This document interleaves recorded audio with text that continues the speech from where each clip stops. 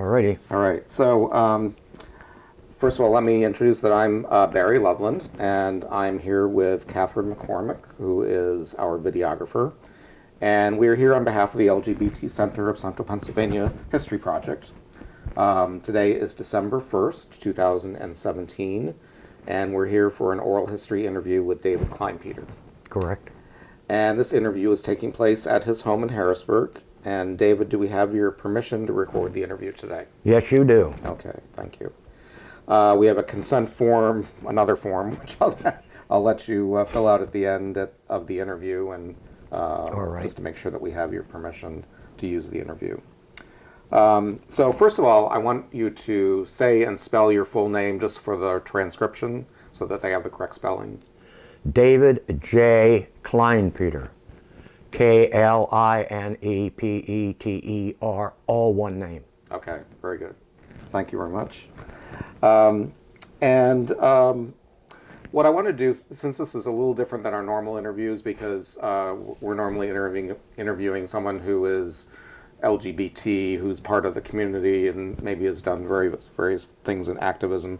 Your story is a little bit different because you're the father of someone who had AIDS and passed away and was part of the community. But I do want to get some background of your story as well. So you and your wife, a story as part of the family story.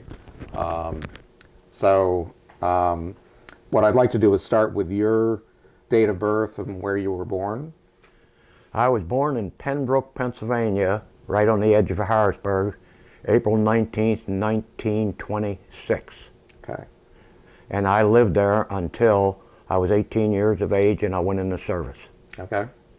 And so you went to local schools in Pembroke? I went to Pembroke School, and then I went to I graduated from John Harris High School in 1944. Okay, good.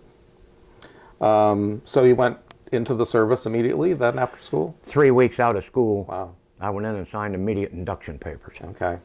And this was during World War II? Correct. I was signed up for the Navy within several years. Okay. So tell me just a little bit about your service and what you did in the Navy. Well, I was never in combat or aboard ship for the simple reason I had bad eyes. When I tried to enlist at 17, they wouldn't take me. When it came to the draft, they weren't sure, so I did know the Navy recruiting officer there, and I sort of chatted with him a little bit, and we fudged my eye test a wee bit. And as a result, I was able to get into the Navy, and I ended up down in Norfolk, Virginia, basically for about 2 years in a Navy post office. So I never got sea duty. Okay. Okay. So, well, that sounds like an interesting part of the work too, because I'm sure people are sending letters back and forth from the ships and stuff. So that must have been pretty interesting. Right. It was quite busy at times. And one of those little ironies is I learned to take orders from a woman because my immediate superior was a chief wave. Wow. Now I had no problem with that because my mother was a fairly strict disciplinarian at home. And when us four boys were told to do something, we didn't argue, we did it. Well, that's great.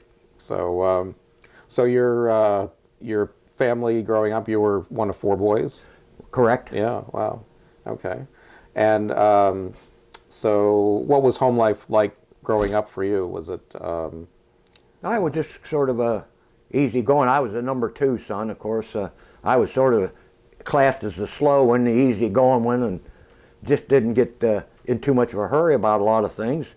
We went through the Depression, and I seemed to be a happy sort of a kid. I couldn't go into sports or anything like that in school, so I took up a musical instrument and ended up in the junior high school band playing a bass horn. Okay. So I was in scouting program and got to be an Eagle Scout along with one of my brothers. Okay. And we kept busy that way, and of course we pulled together, you might say, the family. Yeah. My dad was able to work, steady work, and provide, and Mom took care of things at home. Great. So after you got out of the service, what was sort of the next thing in your life? What happened? I went back to a drugstore that I had worked as a soda jerk while I was still in school, part-time. I went back to that, and the gentleman hired me as an assistant to help out, and I worked there for a few years. And then it came to about 1949. I got married, and I started to have children, and that job didn't suit too well, and I was able, over the ensuing time, to manage to get hired down at Middletown Air Depot. Okay. So I worked down there for about 15 years until McNamara and the powers to be closed the Middletown Air Depot, and I was able to take civil service test and ended up in the post office. Okay. So I was in the post office, and I was able to save my federal time, and as a result of it, I retired from the post office with 38 years of federal service, and I'm very fortunate that I have the coverages and the pension that I do. Mm-hmm. Mm-hmm. So with the post office, that was at Harrisburg that you? Yeah, in the main post office in Harrisburg. I wasn't a carrier. Mm-hmm. I was what they call the second story guy. I cased mail. Okay. Good. And tell me about your wife, when you met her, and what her name and so forth. Well, I loved roller skating, and when I did it before I went in service, and when I come home, I went roller skating. And I forget just which rink it was anymore, but I met this there skinny little fuzzy red-headed gal, and there was just something about her that fascinated me, and I chatted with her, and of course I had a car by that time. I was out of service, and I took her home a few times, and I made her an offer anytime she wanted to go roller skating or go somewhere. I was always available, and finally. Around early 1949, I got together with her, and the family likes to joke the way I proposed to her. And I was sitting on her mother's davenport, and I just politely asked her, I said, "Do you want to give it a try for a year? We'll get married and try it out for a year." Well, that started to end up as a joke many years later, because every year on our anniversary, I would ask my wife, "You want to go another year?" And we got to our 50th, and we went to one of the grandchildren's birthday parties, and they asked Grandma how we met and all that, and how I proposed. And she got up and told them the story. Of course, they all laughed and got a big kick out of it. But she says, "From now on, I'm giving him 10 years, and if he doesn't have it right, he's out of here." And I have three grandchildren that never let me forget how I proposed to Grandma. Uh-huh. But it's the sort of the family, the family joke there that, I had to ask permission every year. You were on a year-to-year basis. Yeah. But she didn't throw me out at the end of the 60 years. We did, fortunately, before she passed away, we did have 62 years. Wow, that's great. And we also had the 4 boys. Mm-hmm. The same as my mother and dad had 4 boys. That's amazing, isn't it? So, well, tell me then about your sons, and then we'll focus on Daniel. Well, the oldest son's Michael, and then Patrick was next, and then Daniel was next, and each one was more or less a year apart. And then we waited a few years, and then she made the comment to me, she says, "If we're going to have any more children, I want to have another one." So as a result of that, we had Daniel. Now, the first 3 boys she had no problems with. With Daniel, she had problems when it came to the delivery part. But Daniel seemed to be more or less a loner as he grew up. The other ones intermixed. They were real active in school. All 4 of them sang in the school choir when they got older, and they sang in the youth choir in our local church that we went to Sunday school and church and like that. And what schools did they go to? They went to Pembroke School. Okay. And then when they left Pembroke, they went out to Central Dauphin East, with the exception of Tom, the third one. He wanted food preparation, so they sent him over to Central Dauphin. And he did go to Central Dauphin. When he graduated, he managed to go to Culinary Institute in New Haven, Connecticut, to study to be a chef. Mm-hmm. Michael and Patrick both ran into the Vietnam War situation, and both of them, as soon as they were out of school, enlisted in the Navy so they wouldn't get drafted for the Army. So they both did time in the Navy. And then Daniel was too young for that. Tom was actually taken up, and they didn't take him because the war was just about done. But Daniel was too young for service there. But then, of course, in those days, I was working 2 jobs and quite busy, so I really didn't follow too much. He was in the Cub Scouts and in the Boy Scouts. And he was very active, but he always seemed to be a loner. Do you remember what year Daniel was born? July 2nd, I think it was in 53. Okay. Yeah, because let's see, 49, 50, 51, 52, 53. Okay. Because the other 3, Mike was 49, Pat was 50, and Tom was 51, and Daniel was several years after Tom. So it was 53. Okay. But she did have problems with delivery with him. So, what was Daniel like growing up? You said he was a loner, and Well, like I said, I was busy with 2 jobs like that, and I wasn't around the house that much. With him, of course, they went to school. He never was a student.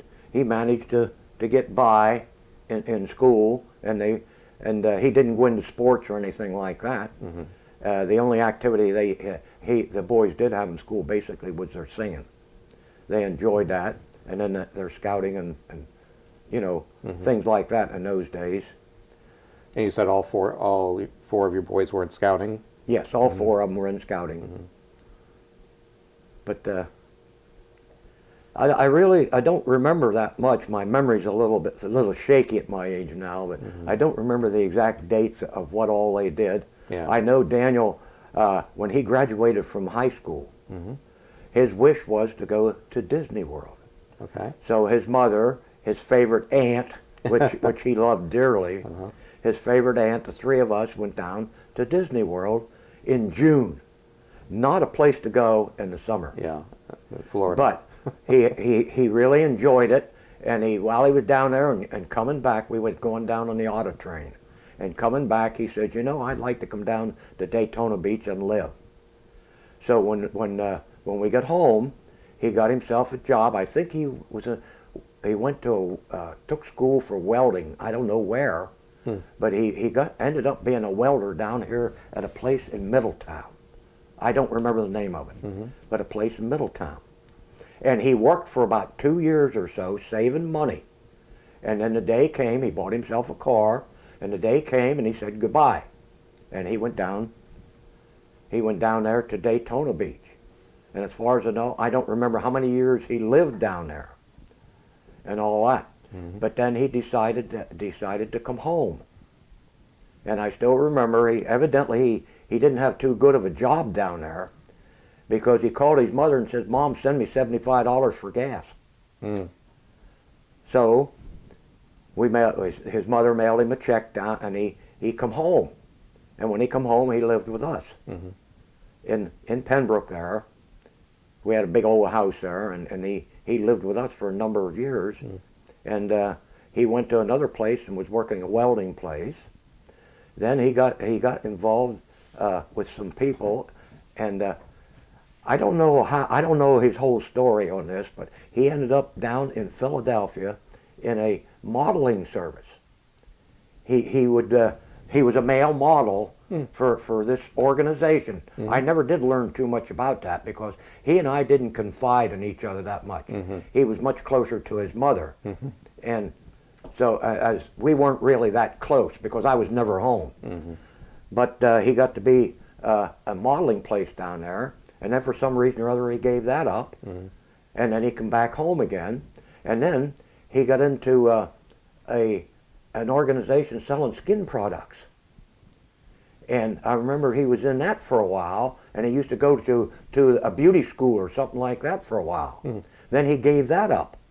And then, of course, in the meantime, he did, somewhere along the line, pick up the HIV/AIDS. And I don't know where or when or how, what the conditions were. Right. But he did mix in with the community here, and he sang with the Harrisburg Choral, not the Harrisburg Choral Society, but the men's barber choir? shops. Oh, barbershop. The okay. barber shop. He sang with them for a while. Then he dropped that, and of course he lived. When we moved from Harrisburg, when my parents passed away, we moved out to where I am now from Pembroke, and when Daniel had lived with us off and on for all those years, and when we moved from Pembroke, he come out here and said, "Oh, that second floor will be real nice for me." And I said, "Oh no, it won't. You're not moving out with us." Because I forget how old he was. I figured it was time for him to get out on his own. So he did. He moved into an apartment down, I think, off of 2nd Street in Harrisburg. So we didn't see him that often until he gradually started to get into problems. He had a habit of illegally parking. Oh. So he started to get parking tickets and he didn't pay them. Then he started to have financial problems. And then, of course, we didn't know about it at first, and he confided in his mother.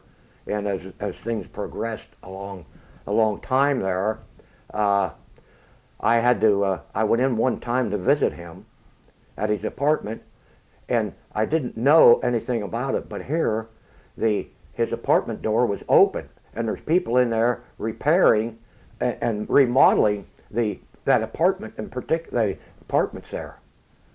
And I happened to see a letter laying there for him from the owners of the apartment, and maybe I shouldn't have, but I took the liberty of reading it. He was about 6 months in the rear in his apartment. Oh. They were willing to forgive it if he moved out, and the date on there was about 2 or 3 days away from when I was reading the letter. And he had been doctoring and had all these financial problems. So I caught up with him, loaded him up, and brought him out, and he moved in here in the back room with us. So then he gradually progressed to get downhill. And well, let's see. We used to run him to the doctor because he got to the point where the doctors wouldn't let him drive anymore. I forget the name of the doctor in at Harrisburg Hospital. They took terrific care of him. But he was gradually going downhill. And then I forget the exact date that he did pass away, but we put him on hospice.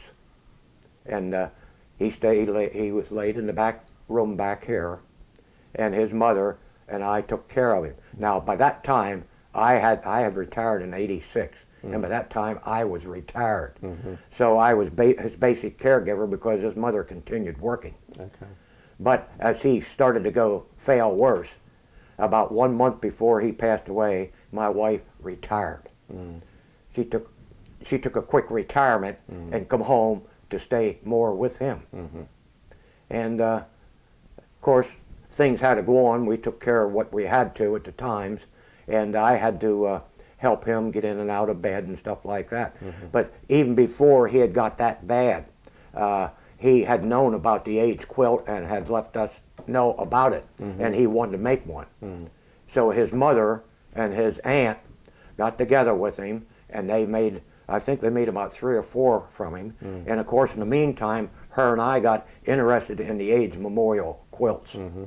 And we worked our way in with that, and the next thing you know, her sister, Marie, and my wife, Gloria, are teaching some of these young fellows how to sew. They would go down, they would take a fellow down to Marie's in Steelton, or bring them right out here, and they'd set up the sewing machine, and they taught I don't know how many fellows to sew. And we got more involved, but as he gradually got worse like that, she spent more time with him back here, and I still remember and then we had the hospice people. They come in and checked on us. They did a terrific job. I remember the one morning I get up, I forget what day of the week it was. I get up and I said, "Look, dear, I'm going to get down around the corner here to McDonald's and get us a couple orders of pancakes instead of fooling around with breakfast and stuff like that."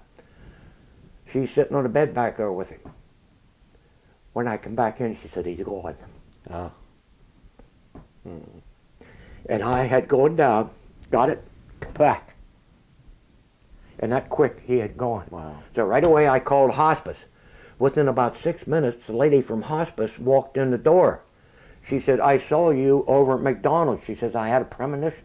Wow. She said, I was going to stop up and check on you. So as a result of it, the hospice took care of everything. You know, they come in, took care of everything. And by his request, he was cremated. But we offered to have him buried up alongside of his grandparents in Mansville Cemetery up in Perry County. But he wasn't too close to his grandmother, but he loved his grandpa. But he said, no, I don't want to be buried. So the wife kept his ashes here at home till she finally, it was about, I'd say, roughly a couple of years later, maybe 2 years later, we took his ashes. Let's see, she got I think about 2 or 3 black balloons and 2 or 3 white balloons. We went up to the Mansville Cemetery and we released one of each color, threw some of the ashes around in the cemetery there, and then we went to we had a little old farm place up there, like a little 8-acre place that the wife and I owned, that he used to love when he was a kid. So we went there and spread a few ashes, and then we come down to this place here and released the last 2 balloons and spread the ashes, and she was satisfied. But then her and I, it's another story, her and I got all involved with the AIDS Memorial Quilt. Because when she was very introvert when we were first married. My aunt used to complain she would never talk. You'd have to ask her a question, she'd answer. That's it. But as we got into this AIDS thing, she blossomed out. Of course, her and I were also involved, just as a side. Her and I were involved in polka dancing, and she got to meet more people and got out to meet the public, and it opened up a little. But the thing that really opened and blossomed her, she took this to heart with the AIDS Memorial Quilt. We ended up going up to the Red Cross and getting to be Red Cross HIV instructors. And from there, we kept right on with the, anytime any of these young people needed help with a quilt or something like that, or we used to go up to the Quaker Meeting House. I don't know how many funerals we went for these young people. I don't know how many times we went to different places to different meetings and things like that. We used to go to the men's and the women's chorus on numerous occasions. And so many of them got to know her. She was either mom or grandma. And I still remember one up there. I think it was a Presbyterian one up at Italian Lake. Both of them were singing there. And when I look back now, I sort of chuckle at the way it happened. After they were done, they had refreshments. We went back, and I got a little something to eat and a drink, and I went over and I gave her a drink. And alongside of her was a whole line of young fellas in tuxedos, and every one of them, I swear every one of them that was in that course had to walk up, talk to her, and give her a hug. She never did get any refreshments. And that just started to tickle me, and that's a true story, because I stood there and I waited. And another time, we went out and we gave a talk over at Her Street. It's the old firehouse there. It's a mission for one of the churches, and it's mostly it was in the colored area there. And we were asked to give a talk to young people, and they were all young ones in there, teenagers, a talk about AIDS. And I still remember they were very tentative, and we explained, told them how you can get AIDS and how to, to be careful and all this stuff. We give them the talk, and then when we were all done, the preacher had us join hands in a circle, and they gave a prayer, and each one of the kids was allowed to say something if they wanted to. And then they asked, Mrs. Klinepeter, would you like to say anything? She said, if the boys and the girls don't mind, I would like to give each of them a hug. Every one of them. And there was one boy there that was about 3 sizes bigger than everybody else. And I her, and when he put his arms around her, she disappeared. I couldn't see her. And I thought, oh golly, I hope he doesn't squeeze her too hard. When we went out to the car that night, I said, dear, I was a little concerned about that one big fella. She says, you know something? He was the most polite, and the most gentle one. He thanked me for coming, and he appreciated it. And these are the memories you don't forget. But I could go on and on with various places. Her and I took this seriously enough. We would go to the various seminars that the age memorial people would have. We ended up with, I forget his full name of Barry up on 2nd Street. The three of us used to travel. Marlon Barry Snyder? Yeah, I think that's his name. Yeah. Marlon Barry, yeah, right. Yeah. Yeah, Barry Snyder. And the three of us sort of teamed up because we had a local organization here that we would go along with. We ended up going out to San Francisco. We went down to the Castro section where a lot of this was supposed to have started. We saw the home of the aged. We met the fellow who was more or less the father of the Oh, that's Cleve Jones? right. Yeah. We met Cleve Jones, and there was one little thing there that I always remember for me personally. I always liked Kathy Mattea. We were out there we had our dinner, we had our seminar classes and all that, and that night at dinner she entertained. And of course it was a long line, and she said, "Why don't you go up and get her, maybe why and get her autograph?" I went up and I waited my turn. And when I came to her, I says, "Kathy, I don't want your autograph. I don't collect your autograph, but I would really like to give you a hug." She grabbed me, and I don't think she wanted to leave go for a little bit. Just to me, she was the ultimate entertainer. And of course, the wife and I had gone down to Washington, D.C., which that material that I gave you, we went down to Washington, D.C. Her and I helped arrange a bus with the locals here. We only had about a half a bus full of people. That we couldn't get too much of public people interested. So what we did, the last week or so, we opened it up to any one of our friends that had the age and stuff like that, wanted to go and take a companion. So we filled the bus up with them for free. We took them down for free. Now we were only down for all one day, but that was an individual experience all on its own. And this was the display of the quilt on the mall? That was on the mall. I think that was in '96, I believe.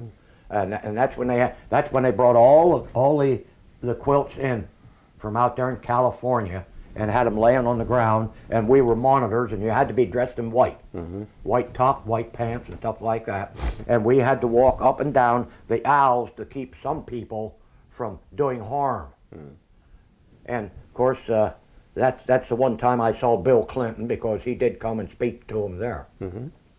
And then we had gone other places for these seminars, up to Providence Town, Rhode Island. We had a number of close friends up there. I still get a Christmas card from one of the fellows up there. He's retired now.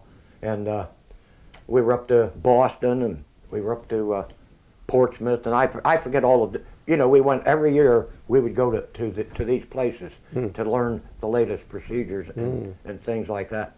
And another thing locally here, we used to go up. I don't know if the Age Society people still go up to St. Stephen's Church or not. Back in those days, now it wasn't particularly the quilt people. It was the whole group. The scan, I think. Yeah, scan. They used to go to St. Stephen's one Thursday night a month.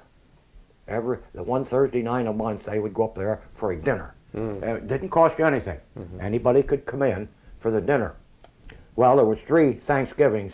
My wife and I and her sister paid for and basically prepared the Thanksgiving dinners. Now we had one fellow there, one fellow that had AIDS, helped us. He was a chef. He helped us prepare these meals. But we used to go up there. Oh, that's great. And even within, I'd say, well, my wife's been gone for 6 years now. But even in later life, after we sort of left this after a number of years and moved on, you might say, we would be going somewhere, and all of a sudden here would be somebody, Klinepeter!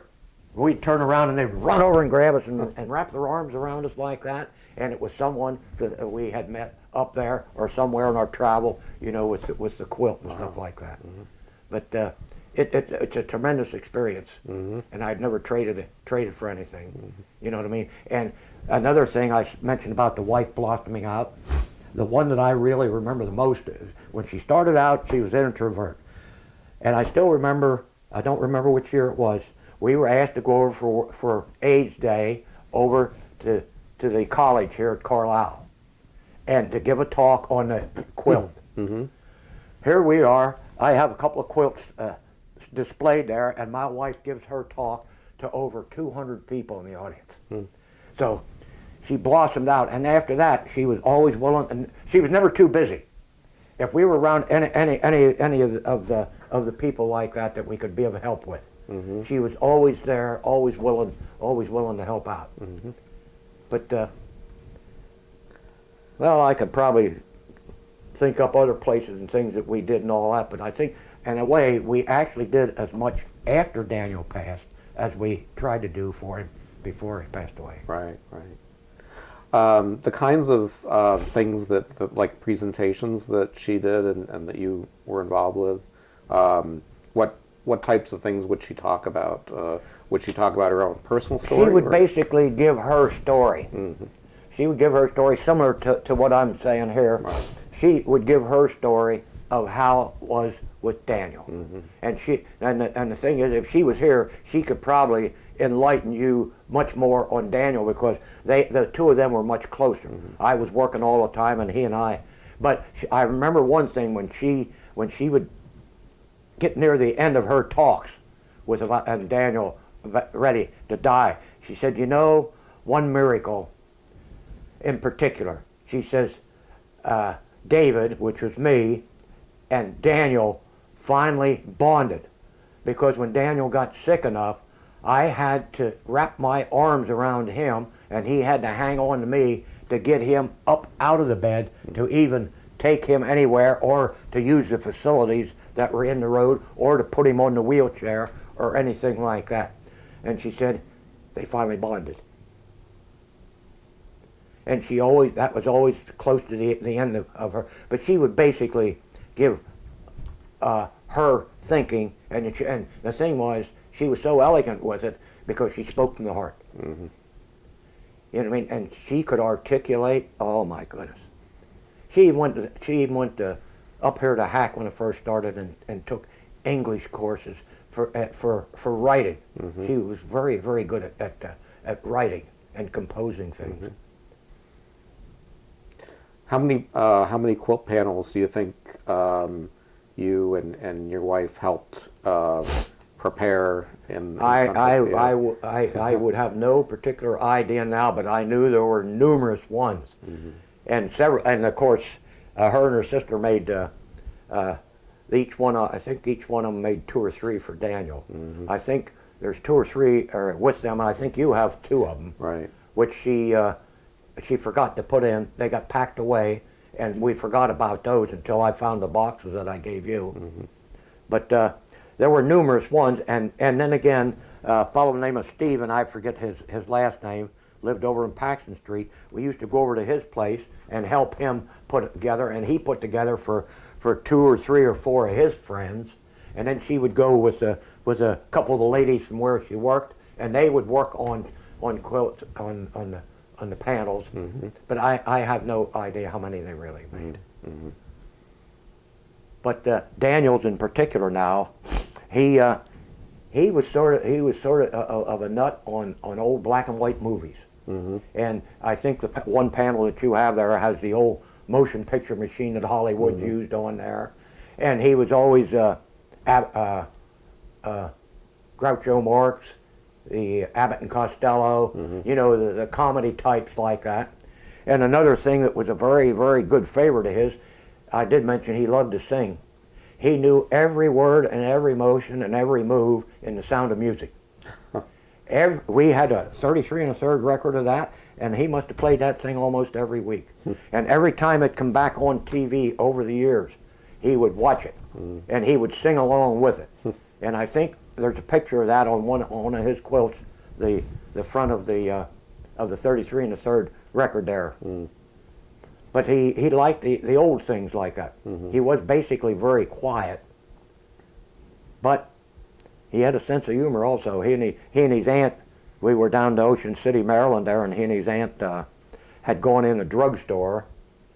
And next thing you know, my wife and I hear him laugh, and of course it was raining outside. That's why we went into the place. They're back there looking at the silly cards. all the old, the dirty, funny comedy cards back there, and the two of them, they were just together. They were mates in a way.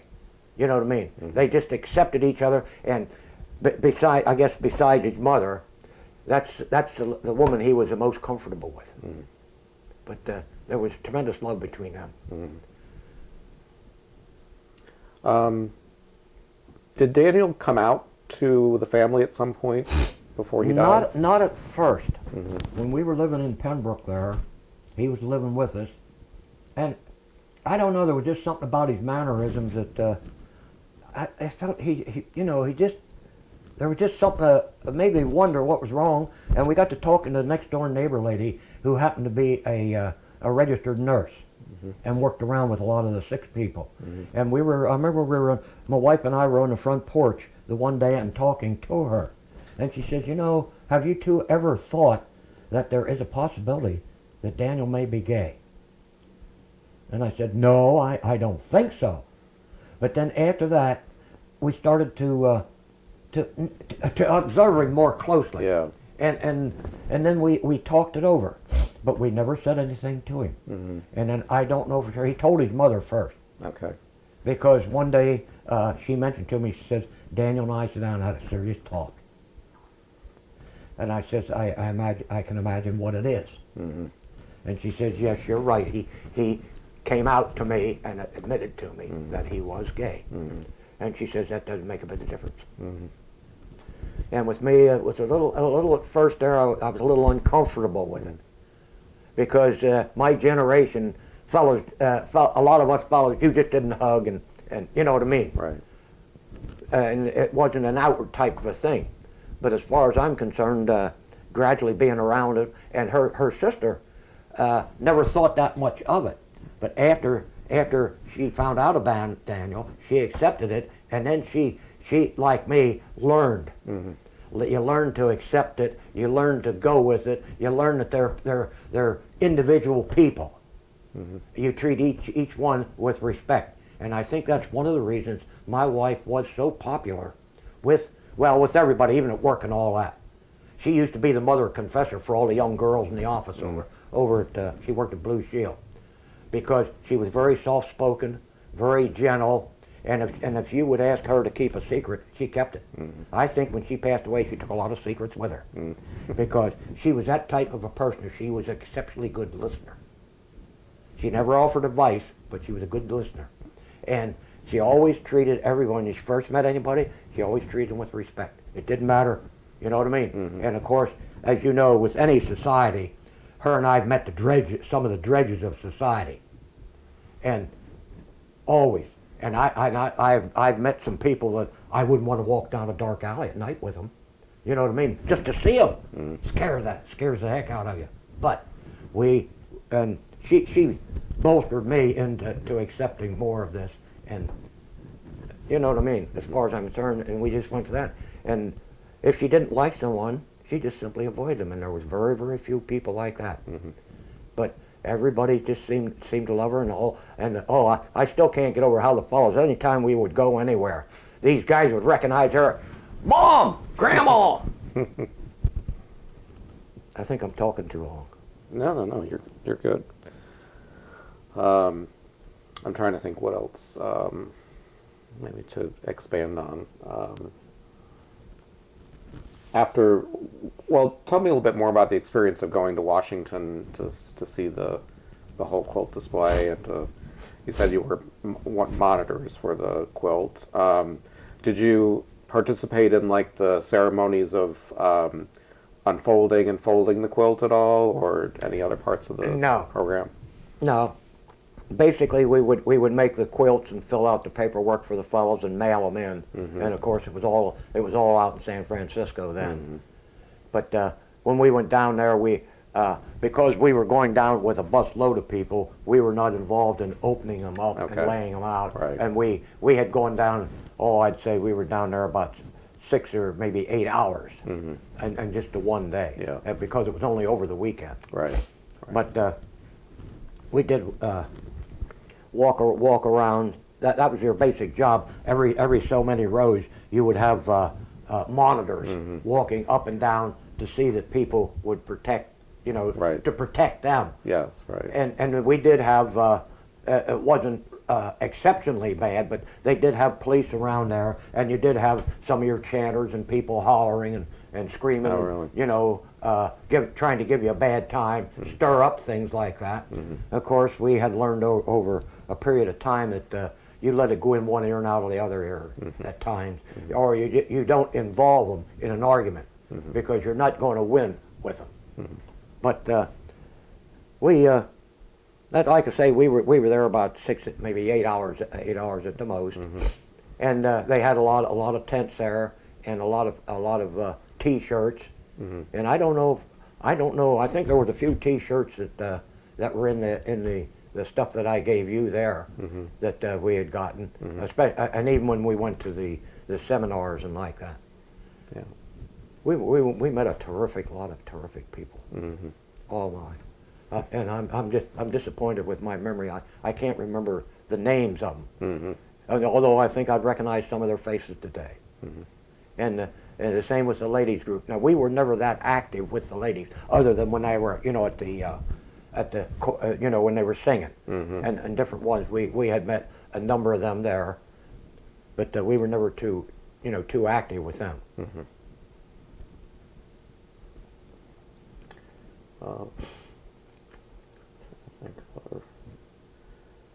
Do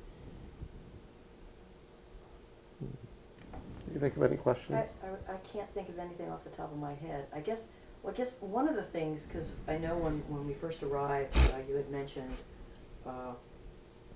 that the time from contracting HIV to death was shorter then. So how long was that process for your son? Well, I don't know. I would say it could have been about 8-10 years.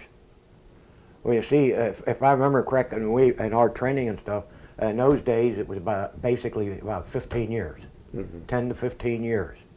And I still remember him. The one time he was back here and he and his mother were talking, and he didn't tell me, but she told me later on. She says he was crying there, and he said, "Mom," he says, "I've been clean for over 5 years now. I can't understand how I got this." But the thing was, and he was down in Daytona. I can't remember how long he was down there, but he was down there for a number of years. But it wasn't too many years after, because when he graduated, like I said, when we graduated, we went down to Disney World with him. He come home. He worked for a couple of years to save the money, and then he went down there. So he'd have been maybe in his early 20s. So he was down in Daytona. I don't remember for how many years, because when he passed away, he was 38 years old. Oh, yeah. Yeah. So he was down there for a number of years. Then he come home, and he lived with us a number of years till we moved out here. And of course, I didn't realize when we moved here, and I wouldn't let him move out with us, that he had already. I don't think he realized himself at that time that he had contracted it. It was after it had more or less went from the HIV to the AIDS. But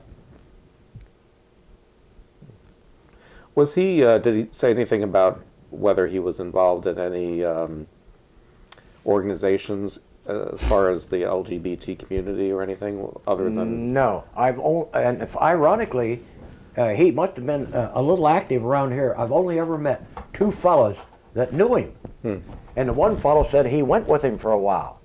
Now I don't remember what his name was. He looked a little fairly short. He had on a bushy black hair and a black beard, and because this was after Daniel passed, I had gone somewhere, and I met up with this fella, and we were talking, and he says, "Daniel Klinepeter. I used to go with him." But we didn't have, under the circumstance, we didn't have time to really talk as to where or when or anything like that. But I only ever met 2 people here in the Harrisburg area. Now, he used to go to Baltimore. Oh, yeah, that brings up another one. He wanted to go to Baltimore one time, and his car wouldn't start, so I left him have my truck. Well, he went down to Baltimore over the weekend. At 3 o'clock on a Sunday morning, we get a phone call from him down there. He had parked in a no parking zone, and the truck had been towed. Thanks. To make a longer story short, my wife and I got dressed. We went down to Baltimore. We took cash, which he told us. We went down to Baltimore, finally located a police car and asked them where the towing place was. Went over there, had to pay the cash in through the fence, get the receipt, and then the fellow unlocked it, left him come in and get the car, and he rode home with his mother while I rode home with the truck, and she said he cried almost all the way home. Oh, wow. He was so scared when he called here. When I answered the phone, he says, "I want to talk to Mom." He was scared because, you know, I never thought anything of it. But I never forgot that either. I never tried him. I never said anything to him about it. I just told him, I says, things happen. But then after that, he never borrowed my truck again. He never asked to borrow the truck again either. And I know it came when he got real sick, and we had to start taking him into the doctors there. He almost had an accident, and he told us about it. He said his leg got so weak he couldn't hit the brake quick enough like that, and he bumped the fella. And I mentioned it to the doctor then there, and the doctor said, "Well, you know, it's about time to take his keys." And I didn't say anything that time to him. So we come home and said, "Daniel, I think you're going to have to give up the keys to your car." Oh, he didn't want to do that. I guess it's the same as myself, an older person. Yeah. When you take the keys, they're grounded. Yeah. But a week or so later, we had to go see the doctor again. And before Daniel went in to see the doctor, I went in, "Doc, I mentioned about the keys, and he don't want to give them up." He said, "Don't you worry." The next day, we got the keys. Because he had gotten so weak that he...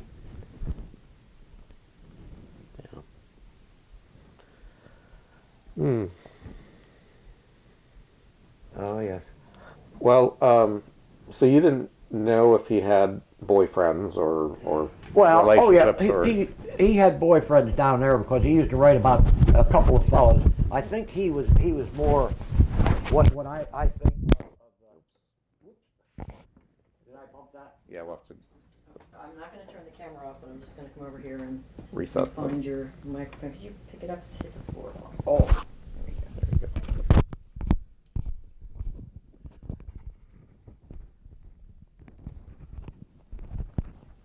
No, I forgot what I was saying. Oh, boyfriends. Oh, he had boyfriends down there. I think he was what I always likened was the female, and his buddy was the male dominant, because he did just like right across the street years ago were two young ladies.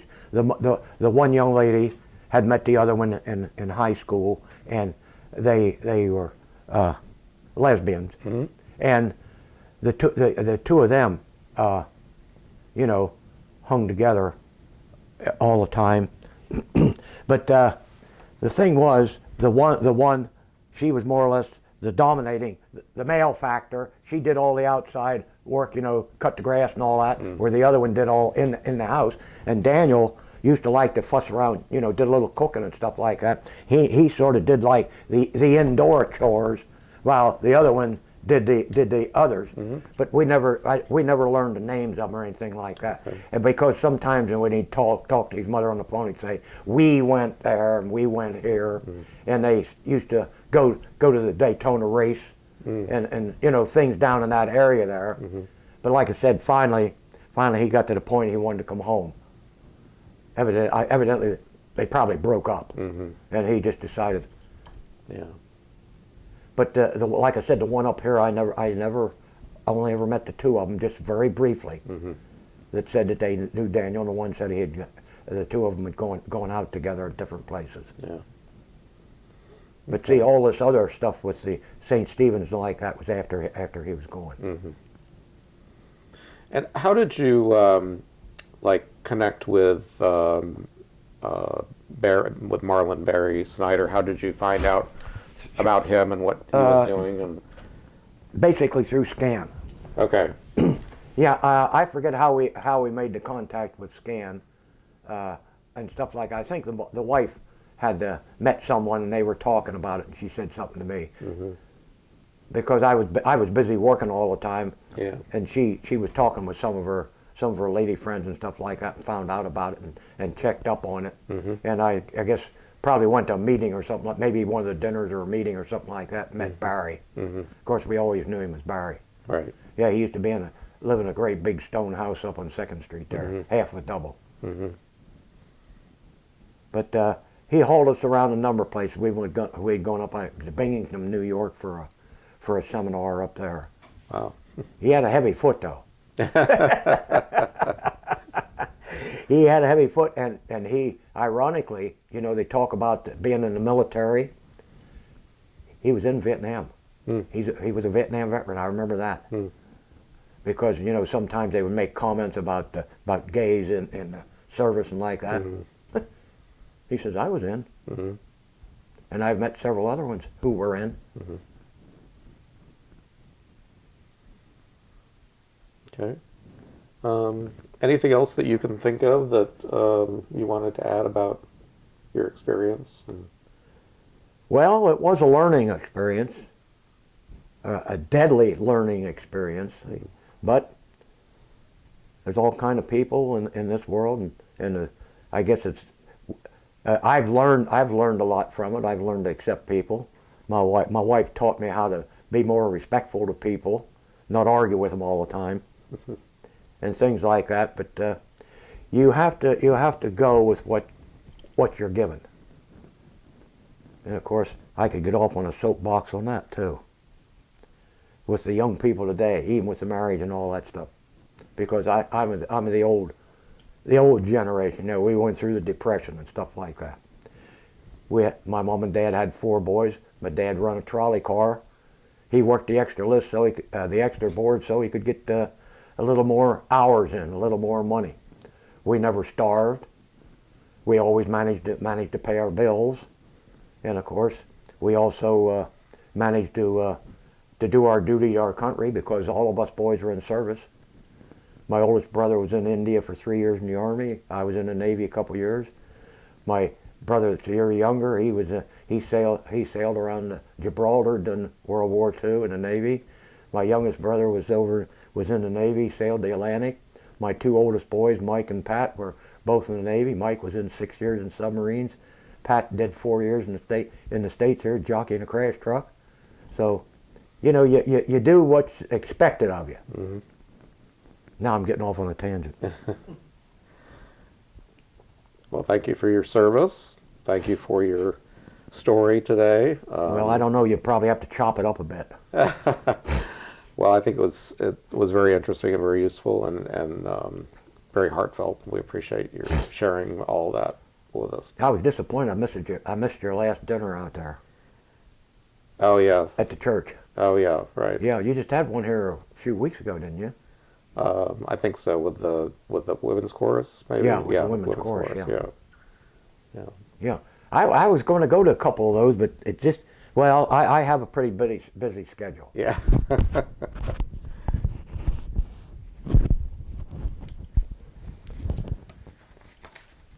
Now, Yes, a lot of now see, this,